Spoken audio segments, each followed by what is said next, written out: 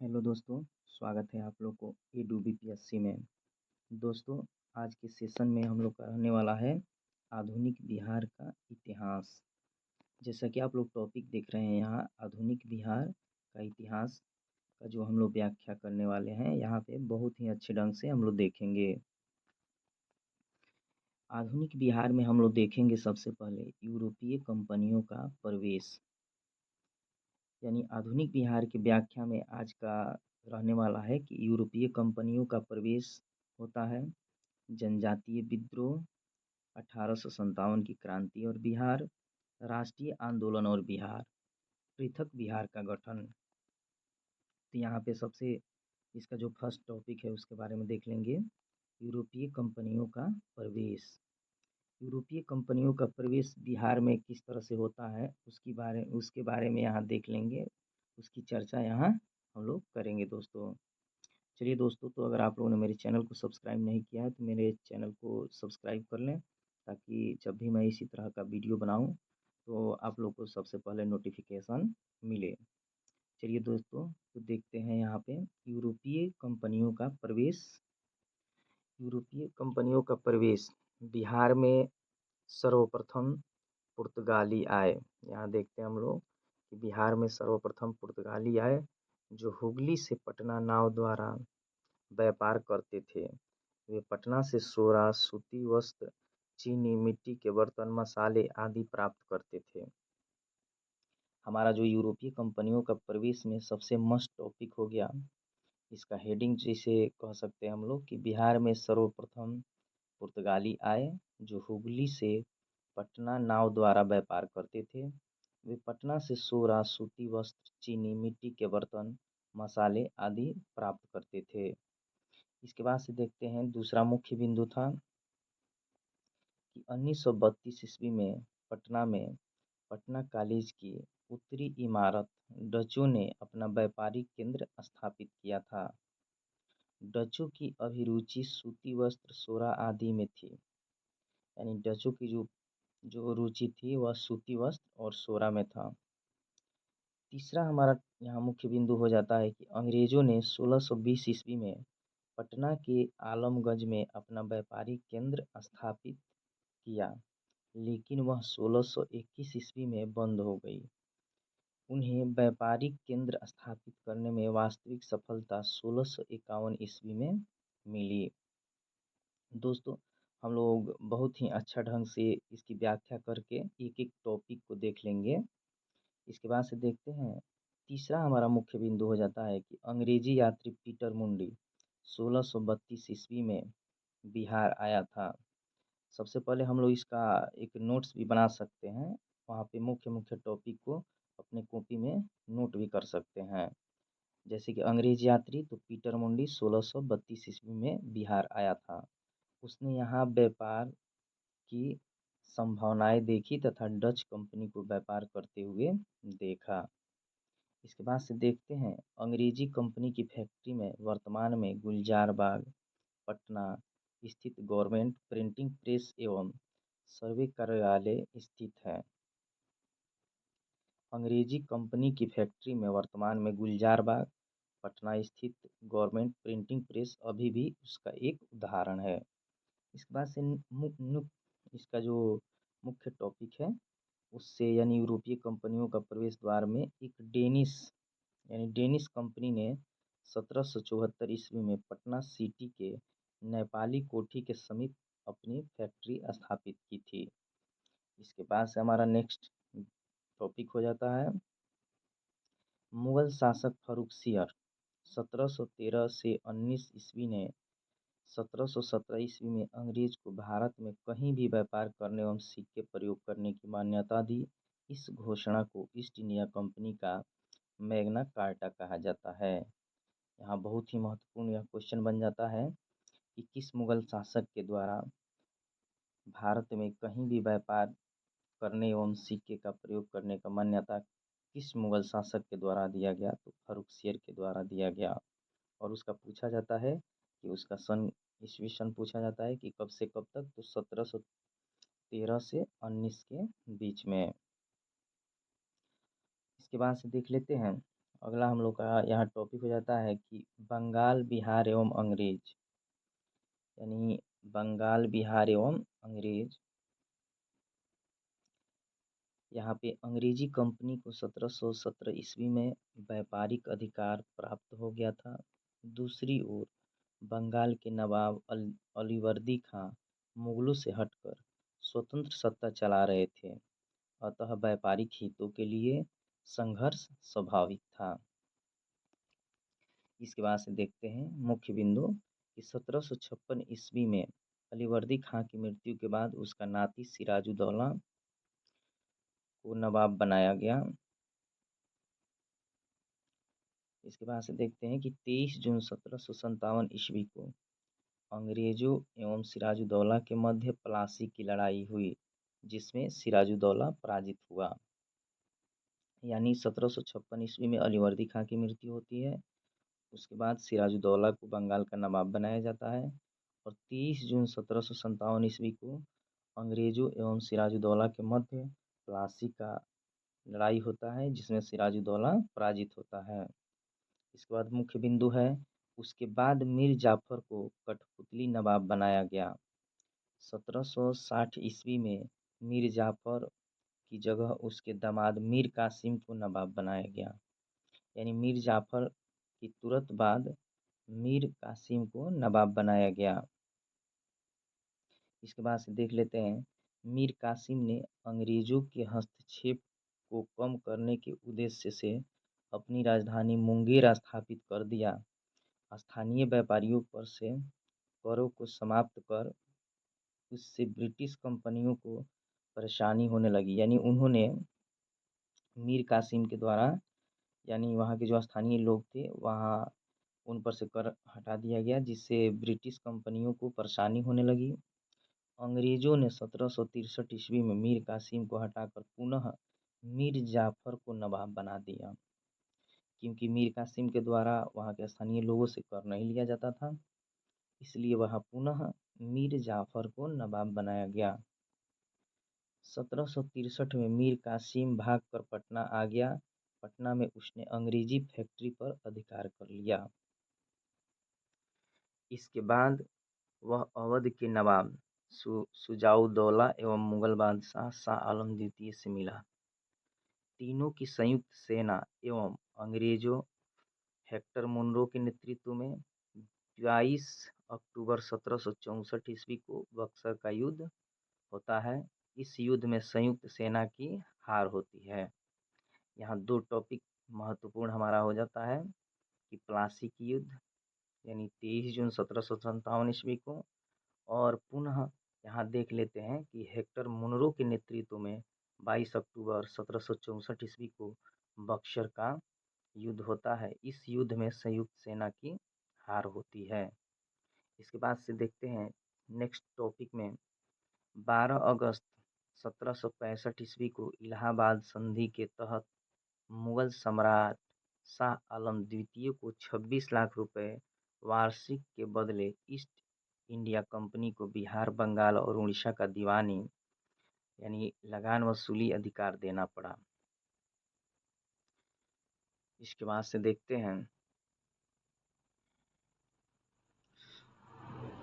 1766 ईस्वी में पटना स्थित अंग्रेजी फैक्ट्री के मुख्य अधिकारी मिडलटन को राजा धीरज नारायण और राजा सिताब राय के साथ एक प्रशासनिक मंडली का सदस्य बनाया गया। 1767 ईस्वी में धीरज नारायण को हटाकर सिताब राय को कंपनी द्वारा नायब दीवान बनाया गया। 1770 ईस्वी में बंगाल, बिहार के क्षेत्र में भीषण अकाल पड़ा। पटना, भागलपुर, दरभंगा, पूर्णिया अकाल का प्रकोप भयंकर था। यानी सबसे ज़्यादा जो प्रभावित क्षेत्र था वह पटना, भागलपुर, दरभंगा, पूर्णिया, यह सबसे ज़्यादा अकाल से प्रभावित क्षेत्र था। इसके बाद से देख लेते हैं 1783 ईस्वी में बिहार में पुनः अकाल पड़ा। 5 अधिकारी जॉन शोर ने एक अन्नागार के निर्माण का सुझाव दिया। उसके सुझाव पर 1784 ईस्वी में पटना में ब्रिटिश इंजीनियर जॉन गास्टिन द्वारा गोल घर का निर्माण कराया गया। यानी हमारा एक मुख्य टॉपिक यहाँ पे एक और हो जाता है कि 1784 ईस्वी में पटना में ब्रिटिश इंजीनियर जॉन गास्टिन के द्वारा गोल घर का निर्माण कराया गया। इसके बाद से देख लेते हैं जो हमारा मुख्य रूप का जो दूसरा टॉपिक था, जनजातीय विद्रोह। यानी इसके बाद से इसका चर्चा हम लोग करेंगे, जनजातीय विद्रोह। यहाँ पे देख लेते हैं कि जनजातीय विद्रोह यानी जनजातीय क्षेत्रों में अंग्रेजों के बढ़ते राजनीतिक, आर्थिक एवं धार्मिक हस्तक्षेप के कारण कई जनजातीय विद्रोह हुए। बिहार के प्रमुख जनजातीय विद्रोह निम्नलिखित हैं। यानी जनजातीय क्षेत्रों में अंग्रेजों का जो राजनीतिक स्तर था वो बढ़ रहा था और जिसकी वजह से वहाँ पे जनजातीय विद्रोह हुआ। तमाड़ विद्रोह 1789 से 94 ईस्वी में, इसका क्षेत्र था छोटा नागपुर। अगर पूछा जाता है दोस्तों कि तमाड़ विद्रोह का क्षेत्र कहाँ था, तो छोटा नागपुर। इसके बाद से चेरो विद्रोह होता है 1800 से 1802 ईस्वी में, जिसका क्षेत्र पलामू रहता है और इसके नेतृत्वकर्ता भूषण सिंह होते हैं। इसके बाद से हम लोग देखते हैं एक हो विद्रोह होता है और हो विद्रोह 1820 से 21 के बीच होता है, जिसका क्षेत्र जो है सिंहभूम रहता है। इसके बाद से देखेंगे कोल विद्रोह होता है 1831 से 32 में, कोल विद्रोह होता है जिसका क्षेत्र जो है छोटा नागपुर रहता है और इसके नेतृत्वकर्ता बुधो भगत होते हैं। इसके बाद से हम लोग देख लेते हैं कि संथाल विद्रोह। संथाल विद्रोह 1855 से 56 में होता है और इसका क्षेत्र जो है संथाल परगना और इसके नेतृत्वकर्ता जो हैं सिद्धू कानू चांद एवं भैरव होते हैं। इसके बाद से देखते हैं सरदारी विद्रोह, तो 1858 से 95 ईस्वी में होता है, छोटा नागपुर सिंहभूम जिला। और इसके बाद से मुंडा विद्रोह होता है 1895 से 1900 के बीच होता है, जिसमें छोटा नागपुर क्षेत्र होता है और इसके नेतृत्वकर्ता बिरसा मुंडा होते हैं। ताना भगत विद्रोह तो 1913 ईस्वी में होता है, 13 से 14 में, और इसका क्षेत्र जो है गुमला होता है और इसके नेतृत्वकर्ता जतरा भगत होते हैं। इसके बाद से देख लेते हैं हम लोग संथाल विद्रोह के बारे में, जो कि बहुत ही महत्वपूर्ण क्वेश्चन हो जाता है एग्जाम की दृष्टि से। संथाल विद्रोह 1855 से 56 के बीच संथाल विद्रोह होता है और यहाँ इसका देख लेंगे मुख्य बिंदु। 1857 ईस्वी की क्रांति से तुरंत पहले यह विद्रोह भागलपुर से राजमहल तक के क्षेत्र में हुआ, जिसे दामन ए कोह के नाम से जाना जाता है। यानी संथाल विद्रोह का दूसरा जो नाम है अगर कह सकते हैं तो दामन ए कोह के नाम से जाना जाता है। यह जनजातीय शोषण के विरुद्ध प्रथम सशक्त जनजातीय विद्रोह था। यानी 1855 से 56 में संथाल विद्रोह होता है जो भागलपुर से राजमहल तक के क्षेत्र में हुआ, जिसे दामन ए कोह के नाम से जाना जाता है और यह जनजातीय शोषण के विरुद्ध प्रथम सशक्त जनजातीय विद्रोह था। इस विद्रोह का कारण बाहरी लोगों यानी दिकुओं द्वारा शोषण, मांझी व्यवस्था एवं प्रहा पंचायत व्यवस्था में परिवर्तन आदि था। इस विद्रोह का नेतृत्व सिद्धू कानू चांद एवं भैरव ने किया। यह विद्रोह असफल रहा, लेकिन इसके परिणाम स्वरूप संथाल परगना काश्तकारी अधिनियम 1869 संथाल परगना एवं मांझी व्यवस्था को मान्यता दी गई। इसके बाद से देख लेते हैं मुंडा विद्रोह। मुंडा विद्रोह में हम लोग देखते हैं यह जनजातीय विद्रोह में सबसे सशक्त जनजातीय विद्रोह था। विद्रोह की व्यापकता के कारण इसे उलगुलान विद्रोह के रूप में भी जाना जाता है। दोस्तों, यह बीपीएससी में क्वेश्चन पूछा भी गया था कि उलगुलान जो विद्रोह है तो वह मुंडा विद्रोह से रिलेटेड है। इस विद्रोह का कारण दिकुओं द्वारा शोषण, खुटकटी व्यवस्था में परिवर्तन तथा धार्मिक मामलों में हस्तक्षेप आदि था। इस विद्रोह का नेतृत्व बिरसा मुंडा ने किया था। उन्होंने आनंद पांडे से वैष्णव धर्म की दीक्षा प्राप्त की। उन्होंने स्वयं को सिंहबोंगा का अवतार बताया। उन्होंने आचरण शुद्धता, आत्म सुधार एवं एकेश्वरवाद का उपदेश दिया। यानी यहाँ पे हम लोग देख लेंगे इस विद्रोह का जो नेतृत्व करता थे बिरसा मुंडा थे, जिन्हें धरती आबा के भी नाम से जाना जाता है। यहाँ पे देख लेंगे क्वेश्चन को। यहाँ 3 फरवरी 1900 ईस्वी को बिरसा मुंडा को गिरफ्तार कर लिया जाता है। 1900 ईस्वी को हैजा के कारण उनकी मृत्यु हो जाती है। यानी मुख्य टॉपिक हमारा है दोस्तों कि 3 फरवरी 1900 ईस्वी को बिरसा मुंडा को गिरफ्तार कर लिया गया। 1900 ईस्वी को हैजा के कारण उनकी मृत्यु हो जाती है। विद्रोह के परिणाम स्वरूप खुटकटी व्यवस्था पुनः लागू की गई। छोटा नागपुर काश्तकारी अधिनियम 1908 पारित किया गया। इसके बाद से देखते हैं 1857 की क्रांति के पूर्व बिहार में हुए विद्रोह या आंदोलन। तो यहाँ पे देखेंगे हम लोग बहावी आंदोलन। यानी बहावी आंदोलन के प्रवर्तक अब्दुल अल बहाव थे। तो क्वेश्चन पूछा जाएगा कि बहावी आंदोलन के प्रवर्तक कौन थे, तो अब्दुल अल बहाव थे। उन्होंने यहाँ देखेंगे उन्होंने अरब के क्षेत्र में इसको प्रारंभ किया था। यानी अब्दुल अल बहाव ने इसको अरब के क्षेत्र में प्रारंभ किया था। भारत में इसको सैयद अहमद बरेलवी यानी राय बरेली ने नेतृत्व प्रदान किया। प्रारंभ में इस विद्रोह का उद्देश्य धार्मिक सुधार था, परंतु बाद में राजनीतिक सुधार एवं आंदोलन के रूप में बदल गया। भारत में इस विद्रोह के 2 केंद्र थे। प्रथम केंद्र सितना, जो कि पश्चिमोत्तर सीमा पर, तथा दूसरा केंद्र पटना में था।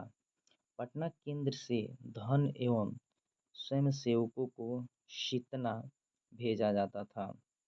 सैयद अहमद बरेली ने पटना में अपने 4 प्रतिनिधि चुने: इनायत अली, विलायत अली, फरहत अली एवं मोहम्मद हुसैन। बंगाल का फरायजी आंदोलन बहावी आंदोलन से ही प्रेरित था। क्वेश्चन यहाँ पे पूछा जाएगा दोस्तों कि फरायजी आंदोलन किस आंदोलन से प्रेरित था, तो बंगाल का फरायजी आंदोलन जो था बहावी आंदोलन से ही प्रेरित था। बहावी आंदोलन के दमन के लिए 1863 ईस्वी में अम्बाला तथा 1865 ईस्वी में पटना अभियान चलाया गया। बहावी नेताओं को कारावास तथा मृत्युदंड की सजा दी गई। अंततः आंदोलन को दबा दिया गया। इसके बाद से देखते हैं नोनिया विद्रोह। 1770 से 1800 ईस्वी में बिहार के सोरा उत्पादक वर्ग नोनिया द्वारा यह विद्रोह किया गया।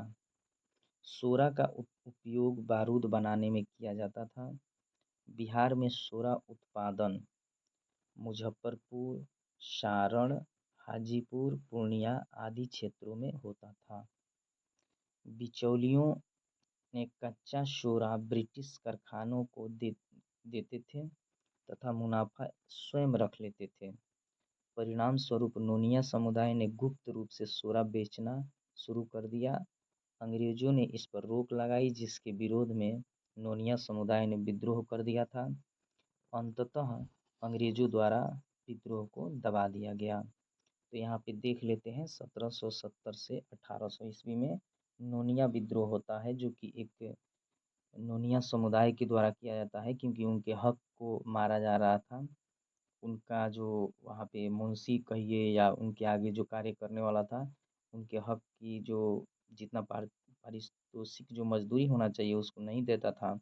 इन्होंने वहाँ से सोरा को चोरी छुप के बेचना शुरू कर दिया, जिसकी वजह से अंग्रेज़ों ने इनका विरोध किया, इस पर रोक लगाया और इसी के चलते एक विशेष समुदाय नोनिया समुदाय के द्वारा आंदोलन किया जाता है, जिसे नोनिया विद्रोह के नाम से जाना जाता है। इसके बाद से देखेंगे लोटा विद्रोह 1856 ईस्वी में होता है लोटा विद्रोह। यह मुजफ्फरपुर जिले के कैदियों द्वारा किया गया था। जेल में कैदियों को पहले पीतल का लोटा दिया जाता था। बाद में सरकार ने मिट्टी का लोटा देने का निर्णय किया। कैदियों ने इसका कड़ा विरोध किया और 1856 ईस्वी में विद्रोह कर दिया। परिणाम स्वरूप अंग्रेजी सरकार को पुनः कैदियों को पीतल का लोटा देना पड़ा। इसे ही लोटा विद्रोह के नाम से जाना जाता है। इसके बाद देख लेते हैं 1857 की क्रांति और बिहार। यहाँ पे देख लेते हैं कि बिहार में 1857 की क्रांति 12 जून 1857 को देवघर जिला के रोहिणी गांव में 32वीं इन्फेंट्री रेजिमेंट के सैनिकों के विद्रोह से हुआ। इस विद्रोह में लेफ्टिनेंट नॉर्मन लेस्ली एवं सर्जन डॉक्टर ग्रांट मारे गए। इस विद्रोह में लेफ्टिनेंट नॉर्मन लेस्ली एवं सर्जन डॉक्टर ग्रांट मारे गए। तो यहाँ पे हम लोग देख लेते हैं कि बिहार में 1857 की क्रांति को कब शुरू हुआ, तो 12 जून 1857 को देवघर जिले के रोहिणी गांव में 32वीं इन्फेंट्री रेजिमेंट के सैनिकों के विद्रोह शुरू हुआ वहाँ से। इसके बाद से देख लेते हैं कि रोहिणी के विद्रोह को मेजर मैकडोनाल्ड द्वारा दबा दिया गया। विद्रोही सैनिकों को फांसी दे दी गई। इसके बाद देखते हैं कि पटना में विद्रोह का नेतृत्व 3 जुलाई पटना सिटी के पुस्तक विक्रेता पीर अली ने किया। विद्रोह में अफीम एजेंट डॉक्टर आर लायल मारा गया, परंतु कमिश्नर टेलर ने विद्रोह को दबा दिया। पीर अली सहित 17 व्यक्तियों को फांसी दी गई। यानी पटना में पुस्तक विक्रेता पीर अली ने 3 जुलाई को पटना सिटी में इसका विद्रोह किया और पीर अली सहित 17 व्यक्तियों को फांसी की सजा दे दी गई। इसके बाद से देखते हैं मुख्य बिंदु के रूप में 25 जुलाई 1857 को मुजफ्फरपुर में असंतुष्ट सैनिकों ने कुछ अंग्रेजी अधिकारियों की हत्या कर दी। उसी दिन दानापुर में 3 रेजिमेंटों के सैनिकों ने भी विद्रोह कर दिया। सैनिकों ने शाहाबाद जिले में प्रवेश कर जगदीशपुर के जमींदार बाबू कुंवर सिंह से मिलकर विद्रोह को आरंभ किया। 30 जुलाई को सरकार ने तत्कालिक सारण, तिरहुत, चंपारण और पटना जिलों में सैनिक शासन लागू कर दिया। विद्रोही सैनिकों के एक झुंड ने भागलपुर तथा गया पहुंचकर जेल से 400 कैदियों को मुक्त करा लिया। उन्होंने टिकारी राज पर हमला कर 10,000 रुपये लूट लिए। जगदीशपुर के जमींदार बाबू कुंवर सिंह ने बिहार में हुए 1857 की क्रांति का नेतृत्व प्रदान किया। उन्हें कमिश्नर टेलर ने पटना में भेंट के लिए निमंत्रण दिया। मौलवी अहमदुल्ला के साथ हुए विश्वासघात को समझते हुए उन्होंने 4,000 सैनिकों के साथ विद्रोह प्रारंभ कर दिया। उन्होंने जगदीशपुर में बंदूकें एवं गोला बारूद बनाने का कारखाना स्थापित किया। 27 जुलाई 1857 को आरा पर अधिकार कर लिया। इसके बाद से देखते हैं आरा में हुए संघर्ष कैप्टन डनवर मारा गया, लेकिन कुंवर सिंह को आरा छोड़ना पड़ा। वे रीवा और बांदा के रास्ते लखनऊ पहुंचे। उन्हें अवध के शाह ने आजमगढ़ जिला का फरमान दिया। दिसंबर 1857 में कुंवर सिंह ने नाना साहब के साथ मिलकर कानपुर में अंग्रेजों के साथ युद्ध किया। उन्होंने आजमगढ़ में भी अंग्रेजों को पराजित किया। 23 अप्रैल 1858 को कैप्टन ली ग्राउंड के नेतृत्व में आई ब्रिटिश सेना को कुंवर सिंह ने बुरी तरह पराजित किया। इसके बाद से देख लेते हैं कि शिवराजपुर घाट गंगा नदी पार करने के क्रम में सेनापति डगलस की गोली से कुंवर सिंह का बायां हाथ घायल हो गया। उन्होंने अपना बायां हाथ काटकर गंगा में प्रभावित करते हुए कहा, हे गंगा मैया, अपने प्यार की यह अकिंचन भेंट स्वीकार करो। 26 अप्रैल 1858 ईस्वी को कुंवर सिंह की मृत्यु हो जाती है। 26 अप्रैल 1858 ईस्वी। कुंवर सिंह की मृत्यु के बाद उनके छोटे भाई अमर सिंह ने आंदोलन का नेतृत्व संभाला, जबकि दूसरे भाई हरि किशन सिंह ने उनको पूर्ण सहयोग दिया। यानी अमर सिंह बाबू कुंवर सिंह के बाद उनका नेतृत्व होता है और उनका मदद हरि किशन सिंह के द्वारा किया जाता है। अमर सिंह ने कैमूर की पहाड़ियों में मोर्चाबंदी कर सरकार के विरुद्ध संघर्ष जारी रखा। नवंबर 1858 ईस्वी तक अंग्रेजी सरकार यानी अंग्रेजी अधिकार पुनः स्थापित हो गया। विद्रोहियों ने हथियार डाल दिया। महारानी विक्टोरिया ने क्षमादान की घोषणा की, परंतु अमर सिंह आदि को दंडित किया गया। इसके बाद से देख लेते हैं कांग्रेस की स्थापना और बिहार। उसके बाद से कांग्रेस की स्थापना की जाती है बिहार में। तो 28 दिसंबर 1885 ईस्वी को बम्बई के गोकुलदास संस्कृत विद्यालय में ए.ओ. ह्यूम द्वारा भारतीय राष्ट्रीय कांग्रेस की स्थापना की गई, जिसमें प्रथम अधिवेशन की अध्यक्षता डब्ल्यू.सी. बनर्जी ने की। इस अधिवेशन में 72 प्रतिनिधियों ने भाग लिया, लेकिन बिहार में कोई प्रतिनिधि शामिल नहीं था। यानी बिहार से वहाँ पे कोई भी प्रतिनिधि शामिल नहीं था। कांग्रेस का जो दूसरा अधिवेशन में बिहार से 31 प्रतिनिधियों ने भाग लिया। यहाँ पे क्वेश्चन हम लोग का पूछा भी जा सकता है कि प्रथम अधिवेशन के तहत बिहार से कितने व्यक्ति थे। तो बिहार से लेकिन बिहार से कोई व्यक्ति प्रथम अधिवेशन में भाग नहीं लिया था, लेकिन दूसरे अधिवेशन में 31 प्रतिनिधियों ने भाग लिया। इसके बाद से देखते हैं कि बिहार में हुए कांग्रेस के अधिवेशन। बिहार में एक 27वां अधिवेशन होता है, 37वां और 54वां अधिवेशन होता है। तो 1912 ईस्वी में 27वां अधिवेशन होता है, जिसका स्थान बांकीपुर पटना में रहता है और अध्यक्ष उसके R.N. माधोलकर रहते हैं। यानी 27वां अधिवेशन 1912 ईस्वी में होता है, बांकीपुर पटना में होता है और उसके अध्यक्ष जो है R.N. माधोलकर रहते हैं। और 37वां अधिवेशन 1922 ईस्वी में होता है, जिसका स्थान गया रहता है और उसकी अध्यक्षता चित्तरंजन दास के द्वारा की जाती है। इसके बाद से 54वां अधिवेशन होता है 1940 ईस्वी में, रामगढ़ झारखंड में इसका स्थान रहता है और उसकी अध्यक्षता मौलाना अब्दुल कलाम आज़ाद के द्वारा की जाती है।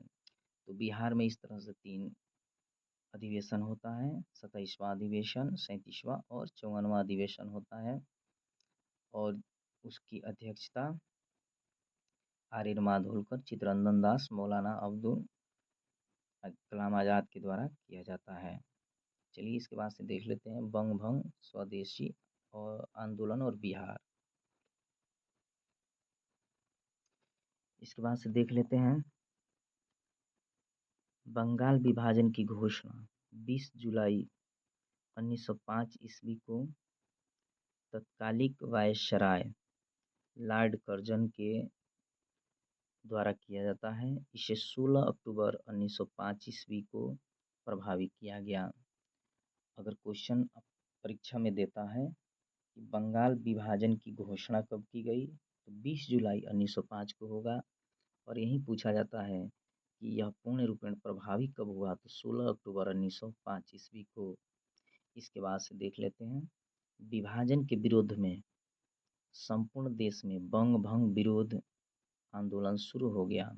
बंगाल विभाजन के विरोध में बिहार में प्रधानाध्यापक सहित चंद्र चक्रवर्ती को की प्रेरणा से 16 दिसंबर 1905 ईस्वी को दरभंगा में रक्षाबंधन मनाया गया।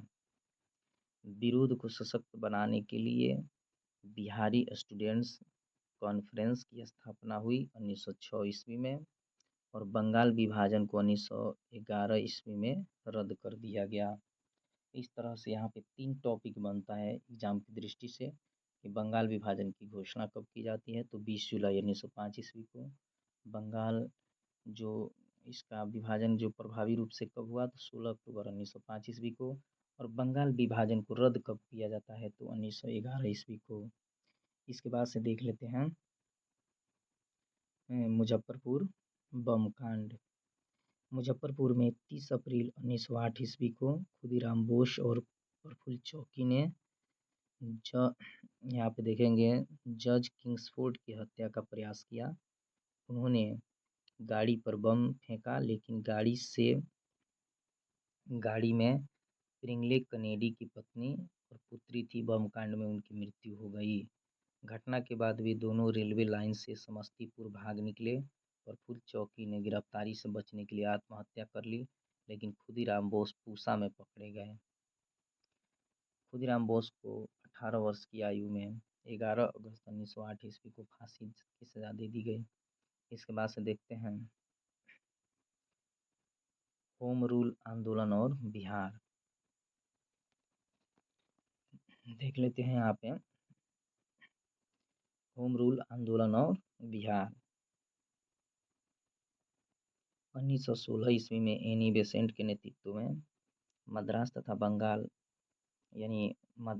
बाल गंगाधर तिलक के नेतृत्व में पूना में होम रूल की स्थापना की जाती है। यानी 1916 ईस्वी में एनी बेसेंट के नेतृत्व में मद्रास तथा बाल गंगाधर तिलक के नेतृत्व में पूना में होम रूलिंग की स्थापना की जाती है। 16 दिसंबर 1916 ईस्वी को मौलाना मजहरूल हक की अध्यक्षता में होम रूल की शाखा की स्थापना हुई। खान बहादुर, सरफराज हुसैन खां एवं राय बहादुर, पूर्णेंदु नारायण सिन्हा उपाध्यक्ष तथा चंद्रवंशी सहायक, वैद्यनाथ नारायण सिंह सचिव बने।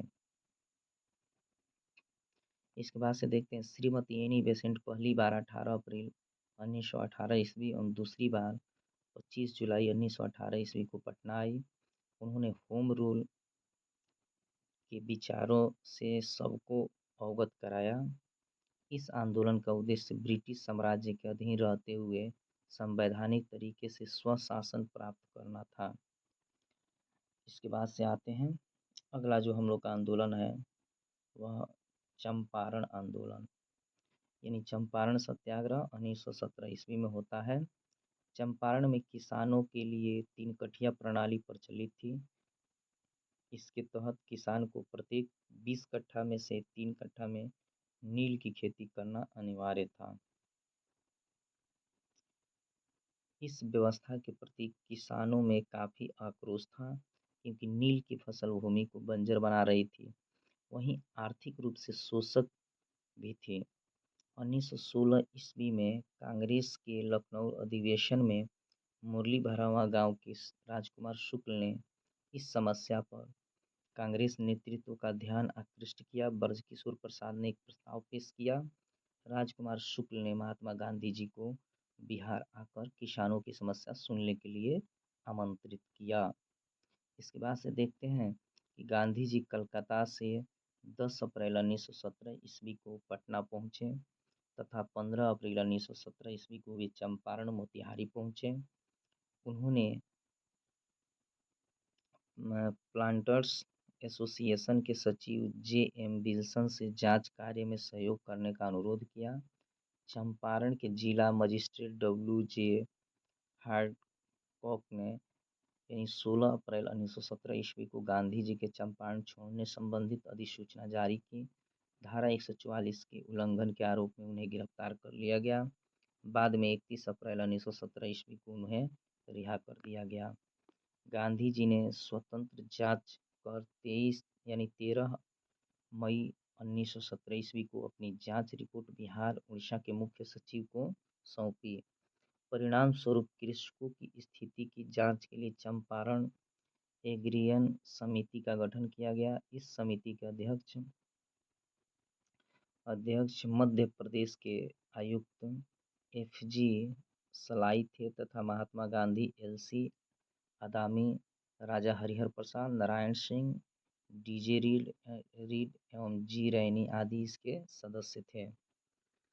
समिति ने अपनी रिपोर्ट की 3 कठिया प्रणाली समाप्त करने की अनुशंसा की। इस प्रकार गांधी जी का भारत में प्रथम सत्याग्रह का प्रयोग सफल रहा।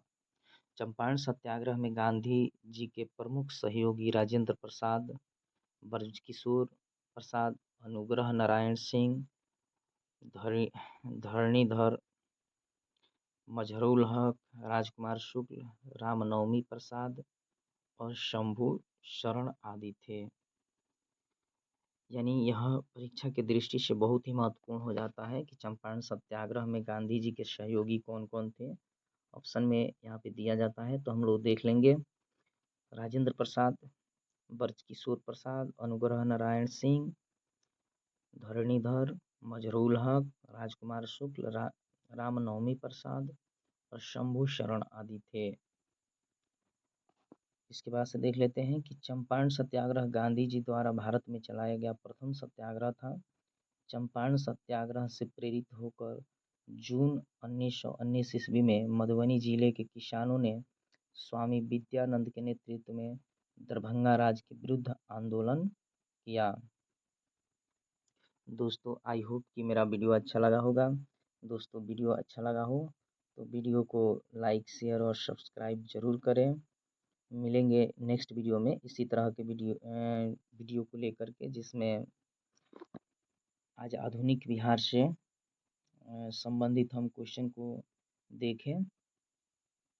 अगले दिन इससे आगे का टॉपिक हम लोग लेकर के उपस्थित होंगे। अगर आप लोगों ने मेरे चैनल को सब्सक्राइब नहीं किया तो मेरे चैनल को सब्सक्राइब कर लें, ताकि नेक्स्ट में जब भी मैं वीडियो बनाऊं तो उसका नोटिफिकेशन आप लोग को सबसे पहले मिले। दोस्तों वीडियो को ज़्यादा से ज़्यादा शेयर करें, लाइक करें। मिलेंगे नेक्स्ट वीडियो में, तब तक के लिए जय हिंद दोस्तों।